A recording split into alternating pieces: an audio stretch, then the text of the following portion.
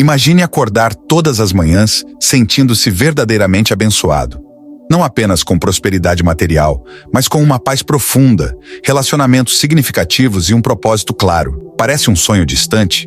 E se eu te dissesse que há um código secreto escondido nas páginas da Bíblia que pode transformar esse sonho em realidade?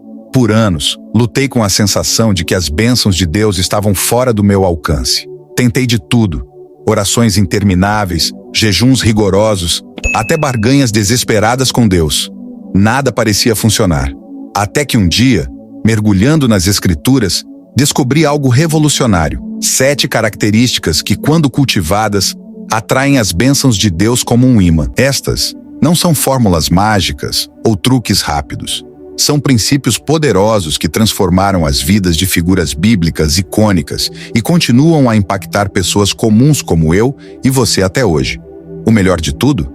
Você já possui o potencial para cada uma delas dentro de si. Nos próximos minutos, vou compartilhar como desbloquear esse potencial e revolucionar sua vida. Prepare-se para uma jornada que irá desafiar suas percepções, inspirar sua fé e, acima de tudo, abrir as portas para uma vida verdadeiramente abençoada. Está pronto para decifrar o código divino das bênçãos? Bem-vindos a uma jornada transformadora. Meu nome é Paulo, e como muitos de vocês, passei anos buscando as bênçãos de Deus sem realmente entender como atraí-las para a minha vida. Frequentava a igreja regularmente, lia a Bíblia, orava fervorosamente, mas ainda assim sentia que algo estava faltando. As bênçãos que eu tanto desejava pareciam sempre fora do meu alcance. Foi durante um período particularmente difícil da minha vida, enfrentando problemas financeiros, relacionamentos estremecidos e uma crise de fé, que decidi mergulhar mais fundo nas Escrituras. Não apenas para ler, mas para realmente entender. E foi aí que fiz uma descoberta surpreendente. Escondidas nas histórias de personagens bíblicos notáveis, encontrei 7 características recorrentes. Características que não apenas agradavam a Deus, mas também atraíam suas bênçãos de maneiras extraordinárias. De Moisés a Salomão, de José a Daniel, esses princípios estavam lá, esperando para serem descobertos e aplicados. Não são segredos místicos ou fórmulas complexas. São princípios simples, mas profundamente poderosos, que qualquer um pode aplicar em sua vida diária. Ao longo desta apresentação, vou mostrar como cada uma dessas características pode ser cultivada e como elas trabalham juntas para transformar sua vida de dentro para fora. Prepare-se para uma jornada de autodescoberta, crescimento espiritual e, acima de tudo, uma nova compreensão de como viver uma vida verdadeiramente abençoada. Agora, vamos mergulhar nas 7 características que atraem as bênçãos de Deus. Lembre-se, não se trata apenas de conhecê-las, mas de incorporá-las em sua vida diária. Primeira característica: humildade. A humildade é como o alicerce de uma casa, invisível, mas essencial. Sem ela, todo o edifício das bênçãos pode desmoronar. A humildade é frequentemente mal compreendida em nossa sociedade orientada para o sucesso. Muitos a confundem com fraqueza ou baixa autoestima. Entretanto, a verdadeira humildade é uma força poderosa que atrai as bênçãos de Deus. Moisés, descrito em Números 12, versículo 3 como o homem mais manso da terra, exemplifica essa virtude. Apesar de ter sido criado como príncipe no Egito e posteriormente escolhido por Deus para liderar os israelitas, Moisés manteve uma atitude humilde. Sua humildade permitiu que ele ouvisse e seguisse a Deus, mesmo em circunstâncias desafiadoras. A humildade de Moisés se manifestou em momentos cruciais. Quando Deus o chamou através da sarça ardente, Moisés inicialmente hesitou, reconhecendo suas limitações. Essa consciência de suas fraquezas o tornou um instrumento ideal nas mãos de Deus. Ao longo de sua jornada como líder, Moisés continuamente buscou a orientação divina, demonstrando que a verdadeira humildade não é pensar menos de si mesmo, mas pensar mais em Deus e nos outros. Conheci um CEO que praticava a liderança reversa. Uma vez por mês, ele trocava de lugar com um funcionário de nível inicial. Isso não apenas o mantinha humilde, mas também lhe dava insights valiosos sobre sua empresa. Em nossa vida cotidiana, cultivar a humildade pode se traduzir em estar aberto a aprender com os outros, admitir erros, buscar conselhos e reconhecer nossa dependência de Deus. A humildade nos permite crescer, melhorar relacionamentos e, acima de tudo, estar receptivos à direção e bênçãos divinas. Então comece seu dia com uma auditoria de humildade. Reflita sobre áreas onde você pode estar agindo com orgulho ou arrogância. Talvez seja no trabalho, onde você reluta em pedir ajuda, ou em casa, onde você insiste em estar sempre certo. Agora vamos para a segunda característica: misericórdia. A misericórdia é uma virtude que reflete o próprio caráter de Deus. É a capacidade de mostrar compaixão e perdão, mesmo quando se tem o direito de punir ou guardar ressentimento. Na Bíblia, José é um exemplo extraordinário dessa qualidade. Vendido como escravo por seus próprios irmãos, José enfrentou anos de adversidade no Egito. Contudo, quando finalmente teve a oportunidade de se vingar, escolheu o caminho da misericórdia. Em Gênesis, no capítulo 50, nos versículos 19 ao 21, vemos José não apenas perdoando seus irmãos, mas também assegurando o bem-estar deles e de suas famílias. A misericórdia de José teve consequências de longo alcance. Não apenas reconciliou sua família, mas também posicionou José para salvar muitas vidas durante a grande fome. Sua capacidade de perdoar transformou uma história de traição em um testemunho do cuidado providencial de Deus. Praticar a misericórdia em nossa vida diária pode ser desafiador, mas é profundamente libertador. Pode significar perdoar alguém que nos magoou, oferecer uma segunda chance a quem errou, ou mostrar compaixão por aqueles que estão lutando. A misericórdia cura relacionamentos, liberta-nos do peso do ressentimento e cria um ambiente onde o amor e a graça podem florescer. Conheço uma mulher que foi traída pelo marido. Em vez de buscar vingança, ela escolheu o caminho da misericórdia. Através de aconselhamento e muito trabalho interior, eles não apenas salvaram seu casamento, mas o fortaleceram além do que era antes. Praticar a misericórdia não significa tolerar abuso ou negar a justiça. É escolher liberar-se do peso do ressentimento e abrir espaço para a cura e reconciliação. Ao sermos misericordiosos, não apenas imitamos o caráter de Deus, mas também nos abrimos para receber sua misericórdia em nossa própria vida, como Jesus ensinou. Bem-aventurados os misericordiosos, pois obterão misericórdia. A terceira característica é a pacificação. Ser um pacificador é como ser um maestro em uma orquestra discordante, buscando harmonia em meio ao caos. Num mundo marcado por conflitos, desde desentendimentos familiares até guerras entre nações, os pacificadores desempenham um papel crucial. Eles são aqueles que ativamente buscam restaurar a harmonia e promover a reconciliação. Na Bíblia, Abigail se destaca como um exemplo notável de pacificadora. Em 1 Samuel capítulo 25, encontramos Abigail em uma situação potencialmente catastrófica. Seu marido, Nabal, havia insultado Davi e seus homens, provocando a ira do futuro rei. Davi estava a caminho para vingar-se, o que resultaria em um banho de sangue. Abigail, agindo com sabedoria e coragem, interceptou Davi.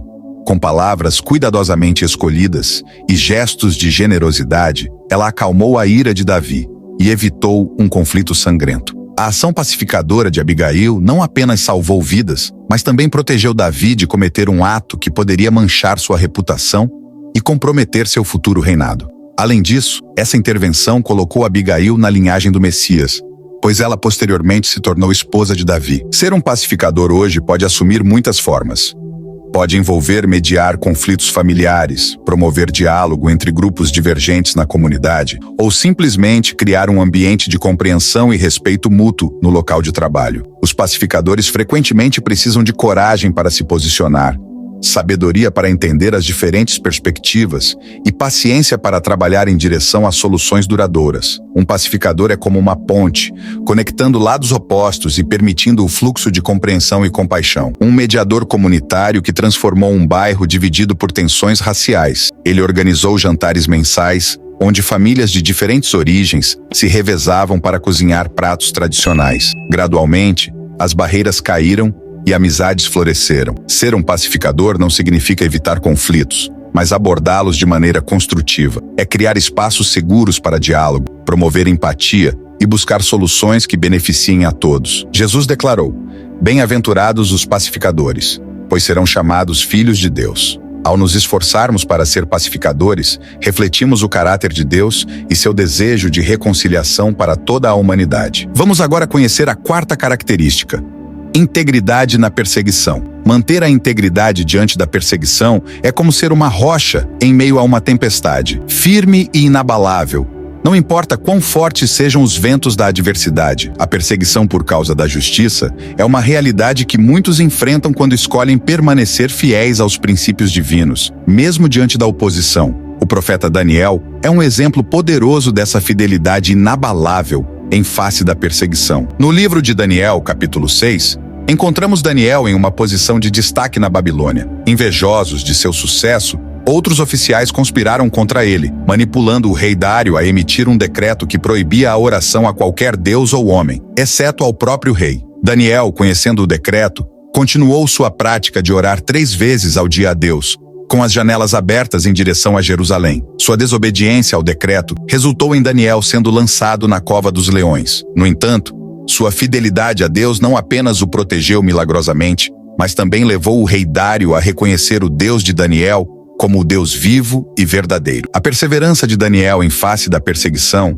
demonstra que manter a integridade e a fé, mesmo sob pressão extrema, pode ter um impacto que vai além de nossa situação imediata. Sua fidelidade não apenas o preservou, mas também influenciou um reino inteiro. Hoje, ser perseguido por causa da justiça pode assumir várias formas, desde enfrentar críticas por defender valores éticos no trabalho, até sofrer discriminação por expressar crenças religiosas. Em alguns lugares do mundo, isso pode até significar enfrentar ameaças físicas reais. Um empresário que recusou um contrato lucrativo porque a empresa cliente estava envolvida em práticas antiéticas. Inicialmente, isso custou à sua empresa, mas a longo prazo, sua reputação de integridade atraiu clientes mais valiosos e éticos. Manter a integridade na perseguição não é fácil, mas é profundamente recompensador. É um testemunho poderoso que pode influenciar outros e trazer glória a Deus. Estabeleça seu código de integridade. Liste seus valores fundamentais e os princípios pelos quais você está disposto a se manter firme,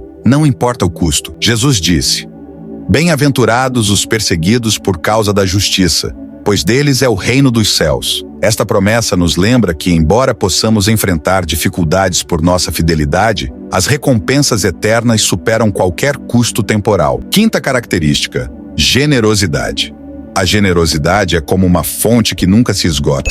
Quanto mais você dá, mais parece ter para compartilhar. A generosidade é uma virtude que vai além de simplesmente dar dinheiro ou bens materiais. É uma atitude do coração que reflete o caráter de Deus, que amou o mundo de tal maneira que deu seu Filho unigênito. Na Bíblia, a viúva de Sarepta exemplifica uma generosidade extraordinária em meio a circunstâncias extremamente desafiadoras. Em 1 Reis, capítulo 17, versículo 8 ao 16, encontramos esta viúva durante um período de seca severa. Ela estava preparando sua última refeição para si e seu filho antes de morrer de fome. Neste momento crítico, o profeta Elias pede-lhe água e pão. Apesar de sua situação desesperadora, ela responde com generosidade, compartilhando o pouco que tinha. O resultado deste ato de generosidade foi miraculoso. Deus multiplicou seus recursos, fazendo com que sua farinha e seu azeite não se esgotassem durante toda a fome. A generosidade da viúva não apenas salvou a vida de Elias,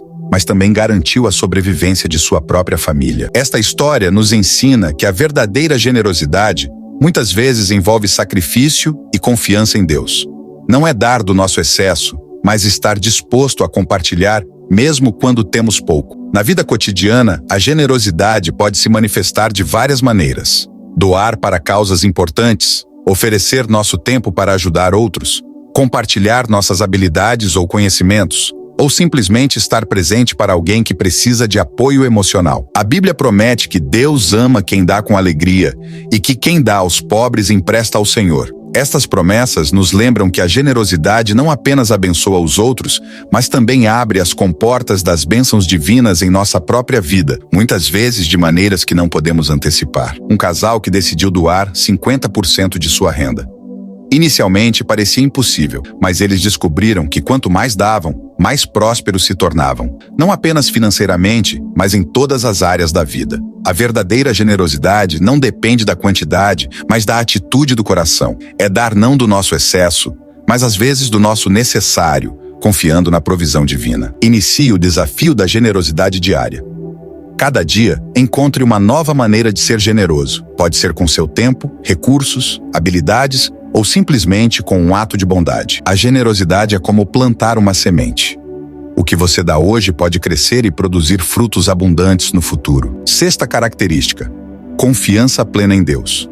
Confiar plenamente em Deus é como saltar de um avião com um paraquedas. Requer coragem, fé e a convicção de que você será sustentado. A confiança plena em Deus é uma característica que define os grandes homens e mulheres de fé ao longo da história bíblica. Abraão, frequentemente chamado de pai da fé, exemplifica esta confiança de maneira extraordinária. Em Gênesis capítulo 22, dos versículos 1 a 18, encontramos o ápice da jornada de fé de Abraão. Deus pede a ele que sacrifique seu filho Isaque, o filho da promessa pelo qual Abraão esperou décadas.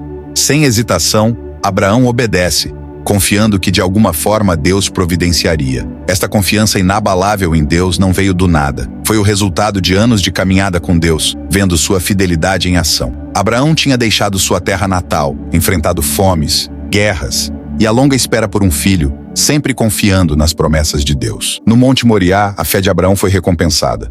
Deus interveio, fornecendo um carneiro para o sacrifício e reafirmando sua promessa de abençoar Abraão e fazer dele uma grande nação. Confiar plenamente em Deus hoje pode parecer igualmente desafiador. Pode significar seguir uma direção divina que vai contra a lógica humana, permanecer fiel em tempos de dificuldade ou entregar a Deus nossos sonhos mais queridos. No entanto, assim como com Abraão, nossa confiança em Deus não é cega. Baseia-se em sua natureza imutável e em suas promessas fiéis. Romanos capítulo 4, versículos 21 e 22 diz sobre Abraão: não duvidou da promessa de Deus por falta de fé. Pelo contrário, foi fortalecido em sua fé e deu glória a Deus, estando plenamente convencido de que ele era poderoso para cumprir o que havia prometido. Quando confiamos plenamente em Deus, abrimos caminho para ele operar de maneiras poderosas em nossa vida, muitas vezes além do que podemos imaginar ou pedir. Conheço uma família que sentiu o chamado para se mudar para um país estrangeiro como missionários. Eles venderam tudo, deixaram carreiras promissoras e partiram com apenas algumas malas. Hoje, anos depois, eles testemunham como Deus providenciou de maneiras miraculosas em cada passo do caminho. Mantenha um diário de fidelidade. Registre diariamente as maneiras, grandes e pequenas, em que Deus demonstrou sua fidelidade em sua vida. Nos momentos de dúvida, revise este diário para fortalecer sua confiança. Confiar plenamente em Deus não significa que nunca teremos dúvidas ou medos. Significa escolher confiar apesar deles, sabendo que Deus é fiel mesmo quando não entendemos seus caminhos. Agora vamos para a última característica: busca pela sabedoria. Buscar a sabedoria é como ser um garimpeiro em busca de ouro. Requer dedicação, paciência e a convicção de que o tesouro vale o esforço. A busca pela sabedoria é um tema recorrente nas Escrituras, destacado especialmente nos livros de Provérbios e Eclesiastes. O rei Salomão é o exemplo por excelência de alguém que valorizou a sabedoria acima de tudo. Em 1 Reis, capítulo 3, nos versículos 5 ao 14, encontramos o jovem Salomão diante de uma oferta divina extraordinária. Deus aparece a ele em sonho, dizendo: "Pede-me o que queres que eu te dê." Salomão, reconhecendo a magnitude da tarefa de governar Israel, pede sabedoria.